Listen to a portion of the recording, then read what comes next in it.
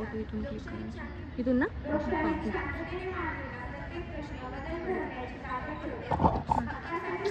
मी करते बरोबर तुम्ही जा.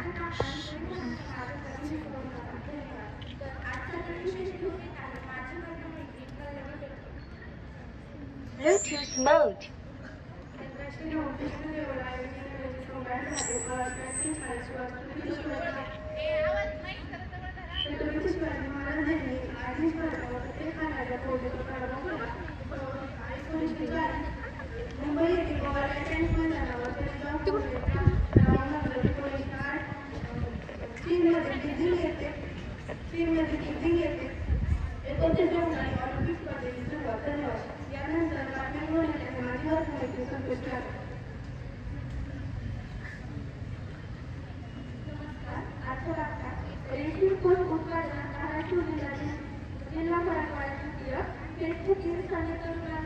मानसिक आरोग्य बिघडवले व्यक्तीला सवला पाहिजे तर 400 कोटींचा दंड 190 तालुक्यात सरासरी पेक्षा कमी पाऊस 8 तालुक्यात जिल्ह्यापेक्षा कमी तर 162 तालुक्यांची ओलांडून सरासरी आशियासाठी यवतमाळचे जनुश्री भारतीय हॉकी संघात पशुपालकांना एका 3 वर्षांसाठी काढता येणार पशुधनाचा विमा परळीत 12 कोटींच्या फक्त विमा 82 खोल्यात श्रावणात भाविकांच्या सेवेत दाखल होणार धन्यवाद. यानंतर माजी वर्गमंत्री योगिता आकुरकर आत्मकथन. नमस्कार, मी रोहिणी मुरगा अग्रवाल. या शुभ सर्वांना आपली माता मानल्या जाणाऱ्या पवित्र गंगेच्या स्वच्छता याविषयी जीवनाचे ज्ञान करून मी 111 दिवस अमरण उपोषण केले. मी एक प्रसिद्ध पर्यावरण जलतज्ञ आणि गंगेचे संरक्षण करण्यासाठी माझे संपूर्ण व्यक्तिमत्व घडवले. माझा जन्म 20 जुलै 1935 रोजी झाला. मी एक प्रसिद्ध पर्यावरण आणि जलतज्ञ होतो. गंगेचे प्रदूषण थांबावे, नदीचा नैसर्गिक प्रवाह कायम टिकावा आणि गंगेचे संरक्षण करावे यासाठी मी अनेक वर्ष जनजागृती केली. मी केंद्र सरकारकडे देखील मागण्या केल्या. आपल्या मागण्याकडे सरकारने लक्ष द्यावे यासाठी मी 2018 मध्ये अमरण उपोषण केले. उपोषणाच्या काही दिवसानंतर माझी जागृती कालावर केली. अखेर 11 ऑक्टोबर 2018 रोजी माझे निधन झाले. मी पर्यावरण रक्षणासाठी माझे संपूर्ण आयुष्य समर्पित करून एक चांगले लोकांपुढे व्यक्तिमत्व घडवले. धन्यवाद. यानंतर माझी वर्गमंत्री स्वतः मुले व आरोग्य आपले प्रश्न मंजुषा घेऊन येत आहे.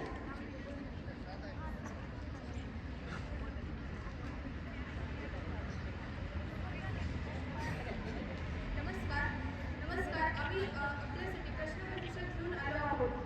पहिला प्रश्न, महात्मा गांधी यांनी सुरू केलेले सर्वात मोठे आंदोलन कोणते? भारत छोडो आंदोलन.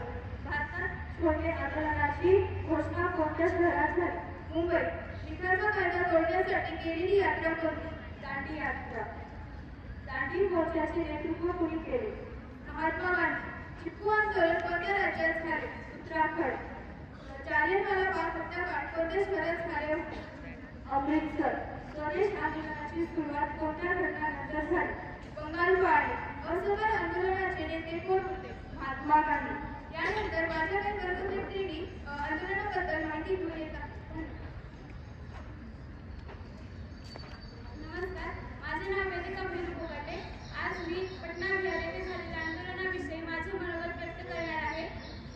लोकशाही म्हणजे लोकांसाठी आणि लोकांद्वारे चालणारे शासन. या व्यवस्थेत प्रत्येक नागरिकाला आपले मत मांडण्याचा आणि आपल्या मागण्या सरकारपर्यंत पोहोचवण्याचा घटनात्मक अधिकार असतो. अलीकडे बिहारची राजधानी पटना येथे विविध सार्वजनिक प्रश्नांवर मोठ्या प्रमाणात आंदोलने झाली. शिक्षण, सार्वजनिक शिक्षण, निवडणूक प्रक्रिया, रोजगार आणि इतर जनहितांच्या विषयांवर अनेक विद्यार्थी, नागरिक आणि सामाजिक संघटनांनी आपला आवाज उठवला. यात 1975 मध्ये जयप्रकाश नारायण यांनी हे एक महत्त्वाचे नेते होते. लोकशाही हा जरी आंदोलनाचा महत्त्वाचा भाग असला तरी तो शांततापूर्ण आणि कायद्याच्या चौकटीत होणे अत्यंत महत्त्वाचे असते. धन्यवाद. जय हिंद.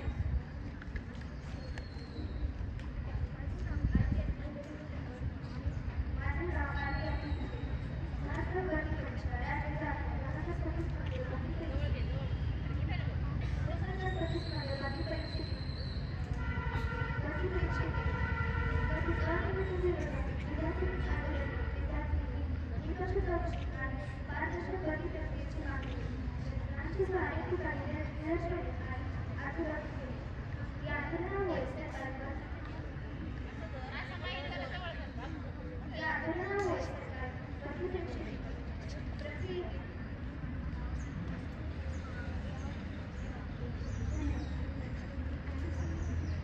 नमस्कार, माझे नाव श्रुती साळुंखे.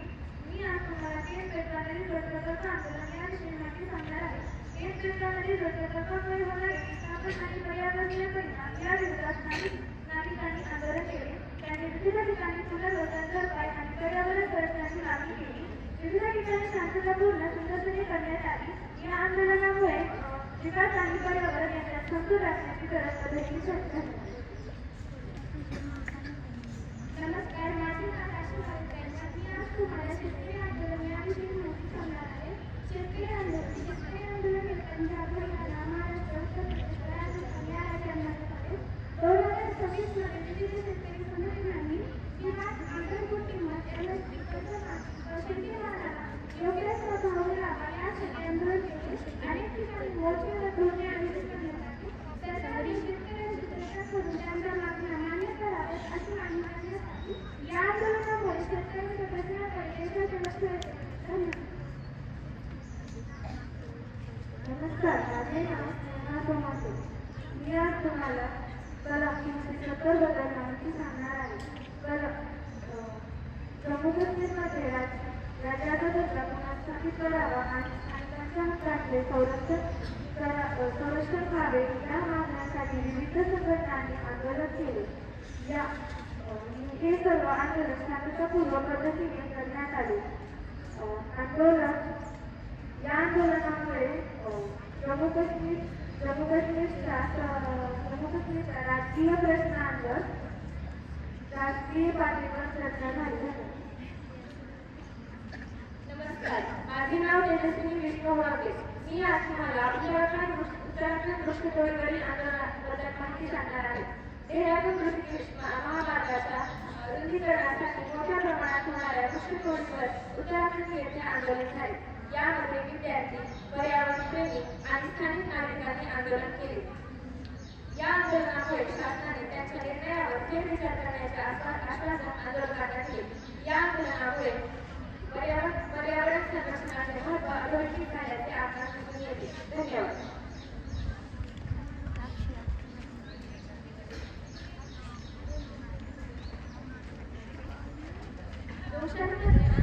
प्रत्येक नागरिकाचा घटनात्मक अधिकार आहे.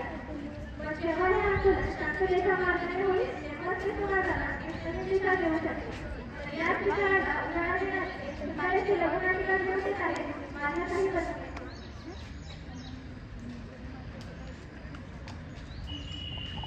नमस्कार, आज आम्ही एका शांततापूर्वक आंदोलनासाठी आलो आहोत. या आंदोलनामध्ये विविध व्यक्ती, विविध वयोगटातील व्यक्ती त्यांचे मत शांततेच्या मार्गाने व्यक्त करण्यास आले आहेत. घोषणांचा देखील खूप आवाज आहे.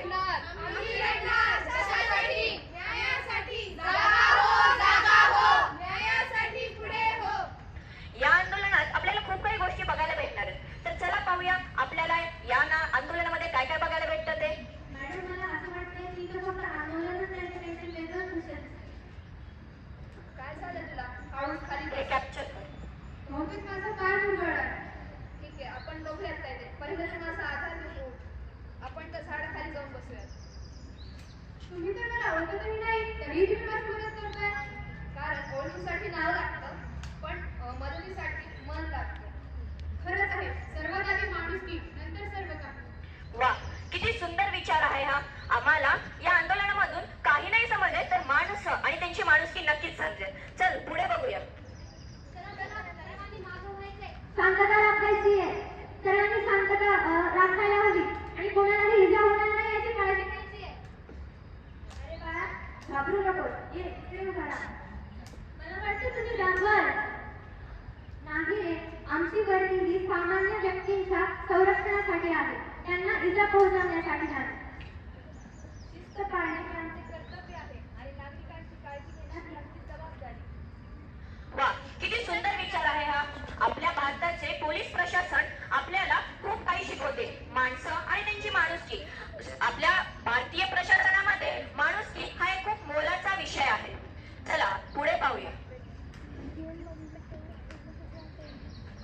आम्ही तुम्हाला फार वेळापासून अन्न वाटप करताना पाहत आहोत.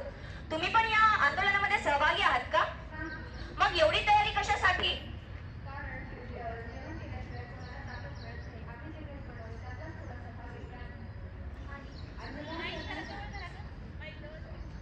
आणि अन्नदान करण्यासाठी कोणालाही निमंत्रण लागत नाही. आणि भूक ही सर्वांची साथ.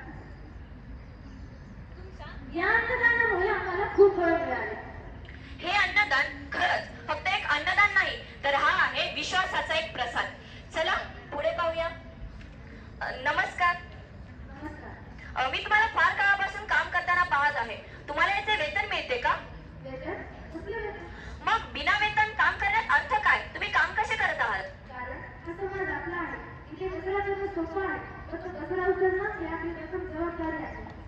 आम्ही येथे प्रसिद्धीसाठी नाही आलो आहोत. आम्ही कारण समाज आपलाच आहे. वेतन मिळाले तर आनंद, परंतु समाजासाठी काम करणे यातच आम्हाला समाधान आहे. वा, किती सुंदर विचार आहे हा. आज मला समजले की स्वच्छता ही वेतनावर नाही तर संस्कारांवर केली जाते. कोणी जखमींना आधार दिला, कोणी सुरक्षितता राखली, कोणी अन्नदान केले, कोणी स्वच्छतेची जबाबदारी स्वीकारली. धर्मापेक्षा माणुसकी मोठी, सेवेतच आहे खरी गोडी, सेवेतच मूल्य आपुलकी, एकेतच आहे खरी शक्ती. धन्यवाद.